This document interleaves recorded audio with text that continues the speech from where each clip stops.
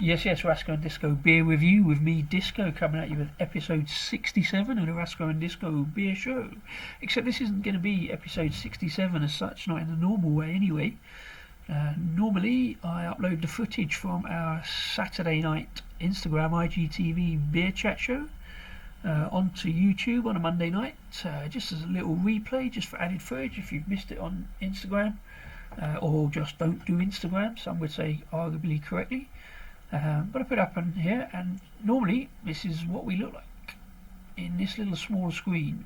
One or two things annoy both me and Rasco, to be fair, about this. Rasco gets a little bit annoyed by the big black spaces. When I first started doing this, I used to bang it up straight away like this. Rasco got annoyed by the huge wastes of space because of the way in Instagram we record it in portrait, whereas YouTube works in landscape.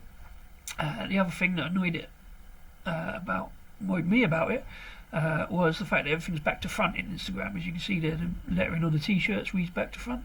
This is annoying because we're holding beer cans up to the camera so that you can see what we're drinking. It's difficult to read, it's reading them backwards. So to stop us being annoyed because we notice little details like this, and these things amuse me, we found a couple of ways around it. First of all, I uploaded the footage into a program called Clidio. I now do it in Canva, where I can add our logo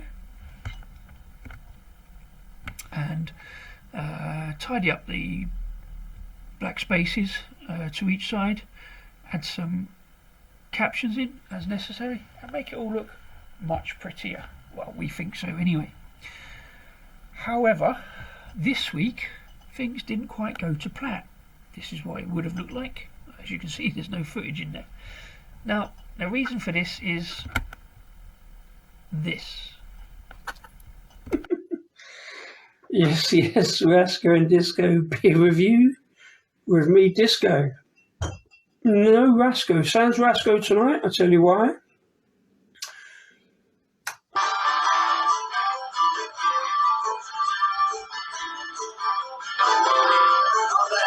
All day, I'm drinking all day.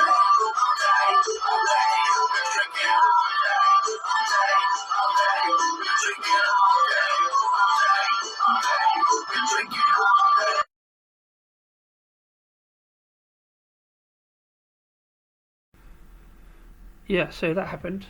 Not the drinking all day thing, although that did happen. That's not the issue here. The issue is once I uploaded the footage off of Instagram archive, as you can see, the audio just doesn't sync with the visuals. Now, I find this really annoying, and I would have had to sit through a whole editing session of me not actually being in time with my own words, which would have been really freaky and really quite annoying, as I say, details. So anyway, what I decided to do in order to keep the slots, although I've been a bit late with it because I want to keep the numbers all in range again, details, I thought I'd do this little kind of Jago Hazard-esque voiceover monologue montage kind of thing. Bonus points if you know who Jago Hazard is, by the way. But what I meant to do on a show on Saturday, because I didn't have Rasco, he had time off for good behaviour, so I was going to do the show on my own and just run through quickly all the disco beers I'd had that day for Disco Day 4. It didn't actually work out like that, so I'm just going to run through it here quickly, I think. Just a note about Disco Day, it is a little bit self-indulgent, I grant you, but it's just really tongue-in-cheek. It's because Disco is a 20-year-old nickname that I got given and has been propagated, and certainly propagated by Rasco because it's what he named the channel, Rasco and Disco. So I've kind of run with it. It's not the worst nickname in the world, to be honest, and it meant I started noticing disco named beers as a thing. It started off very definitely. The first one was Disco Forklift Truck from Drygate, the Mango Pale Ale. It's their core range beer. It's been around for a long time. It's one of the earliest craft beers I remember seeing. I see them in the supermarket fairly early on. People have sent me links to this beer over the years and said, "Hey Disco, do you know about this?" I do. As part of the first Disco collection last year, I did it around my birthday, that's where I got the Disco Day thing from. I managed to collect these 12 beers, all with Disco in the name, in various ways. 4 from Drygate, although they're all different variants of Disco Forklift Truck with different adjuncts, etc. plus several others. And I actually did this over 2 weeks because the amount of time I was taking writing words about them, doing the reviews. I actually done this over 2 weeks, so there was a little bit of confusion of the original one, whether it's Disco Day 1 or Disco Day 2, but that's all Disco Day 1. I enjoyed it quite a lot, so I ended up very quickly amassing some more disco beers, starting off in August last year with Disco Duck, which is my local brewery's Mad Yank. They gave me a shout on Instagram and said, "Hey, we're doing a sour beer, what do you think we should do, cherries or apricots?" I said, "Cherries, please." And I didn't know at the time, but when it came out, they called it Disco Duck, and it even had my name on the back of the label, so I was really pleased with that one, and it was a good beer. White chocolate, dark cherry, sour. Again, sours are not my favourite, but that was a good one.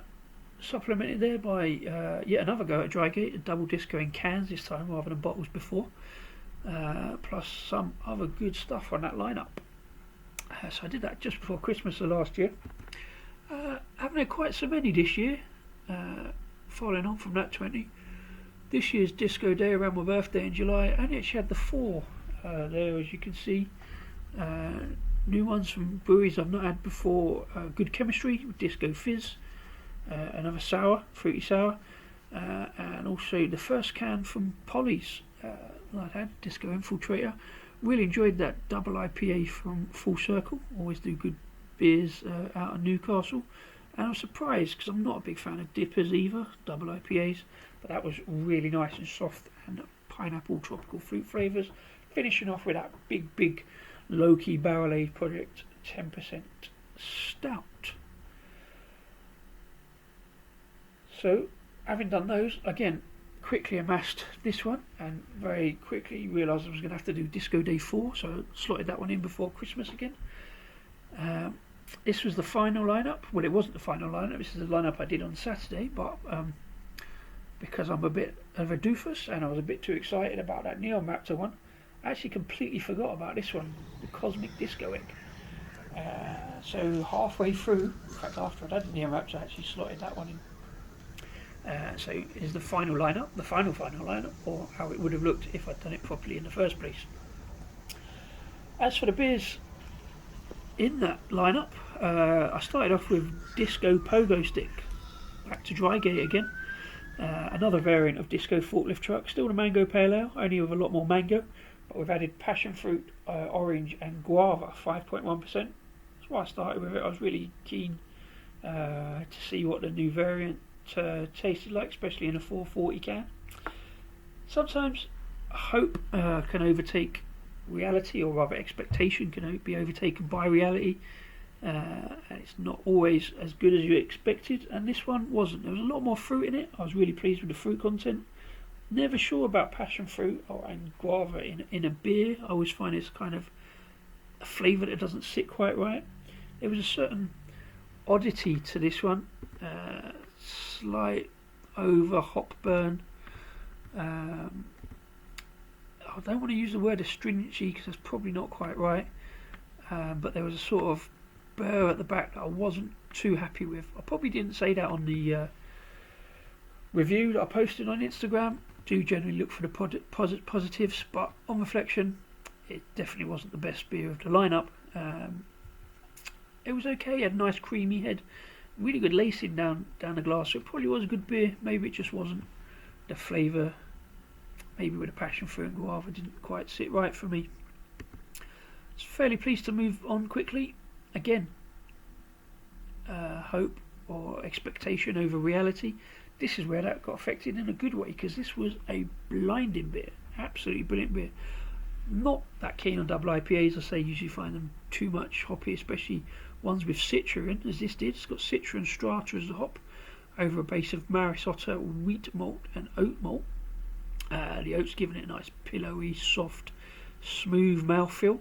Again, big bubbly, creamy head on it, and just absolutely great flavour.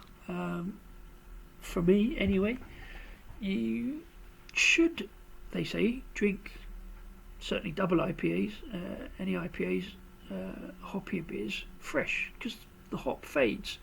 Hop flavours fade. Now that's a good thing for me because I don't really like that big hop burst, especially on Citra, that initial burst of kind of grapefruity flavours. Now, I thought I'd missed this beer originally because I first saw it in January of 2021 because of all the things around Brexit. I wasn't sure about getting an order direct from Whiplash in Ireland, so I kind of let it go. I was also sort of trying to stick to kind of beers from Britain, obviously swerving the uncomfortable geopolitical issues of getting beer from Ireland. But anyway, I'd forgotten about it for a while, and then over the summer I happened to be looking on Beer 52. I don't do that too often, but I do now and again. Just I got some points accumulated from a couple of boxes I've got, so this beer was actually technically free, I suppose, because I had £6 worth of points. Really glad I got it in, because despite the hop fade, and in fact it was past the best before end when I did it, not when I got it. I didn't realise that it didn't make any difference because there's great pineapple led tropical flavour to it, nice and smooth, went down really well. I'm glad I picked up a second can of it. Now, the big one, I'm going to have to say it was the big one. There's two big beers in this lineup, and again, expectation over reality affected in a good way. I was expecting to like this beer, and I did, and then some. The Neon Raptor Vampire Disco 10% Imperial Peanut Butter and Jelly Sour Ghost. There's a lot of descriptions on the can in that, and that's not even the full description because on the back of the can, can't read too well, and it's really difficult to photograph with the shiny there, but there was adjuncts in it of blackcurrant, red currant, cherry and strawberry. Now, some people might think that is just too much, and it kind of is too much in that Neon Raptor do fairly big beers and adjunct heavy beers. I don't mind that. I always try stuff like that. I'm probably only trying it because it had disco in the name, but I'm glad I did, because it just hit with a mass of flavours. Big blackcurrant up front, like a punchy can of Ribena Vimto-esque fruit punch. I know there was cherry and strawberry in it. I had to kind of search for them a little bit. The blackcurrant and red currant hit both sweet and sour on the first, and then I looked for and found the cherry, and to a lesser extent the strawberry. That was a kind of sweet jamminess going on, but with the tart sour fruitiness up front. And that's before I'd even got to the aroma of peanut butter mixed in with the sweet fruitiness on it. Didn't get so much of that peanut butter through in the flavour. Again, you had to kind of search for it, but it was definitely there. It all mixed up into an absolutely amazing 10% sour. And as I say, not always a big fan of sour because of that big hit of sort of sour tartiness flavours. But in this one, it just worked. And looking at the colour in the glasses, as you can see there, it's just a great everything. If I rated beers, it would be a 9.999. Can't give it a 10 because you've always got somewhere to go. But I couldn't find anything. There was no faults to this. The biggest fault I've got is how difficult it is to photo the shiny on the can. But I enjoyed this beer so much. A few beers later, I went back on Trembling Madness's website. A great website, great bottle shop, by the way. I've got lots of orders from them in recently. Probably shouldn't have done this one, but I ended up on their website around about midnight, ordering another couple of cans of this because I enjoyed it so much. I mean, I picked up some other good stuff as well, so I can't complain, and I'm not. Really enjoyed this beer. I even said it was probably a beer of the year contender, and that was from the first sip. So I'm going to look forward to checking out another can of that, see if I'm right. It was about this point in the evening that I was scrolling through my Instagram post, just looking for notes on things to say about the beers, and I noticed this one that I'd completely forgotten to put in the lineup. It was hiding there in plain sight in the stash behind the other cans, and I don't know why, just I think the excitement of doing the original lineup, forgot to put this one in, and I apologised at the time. to Villages Brewery and Hot Burns Black, another great bottle shop down in South East London, for this 4.5% New Zealand dry hopped lager.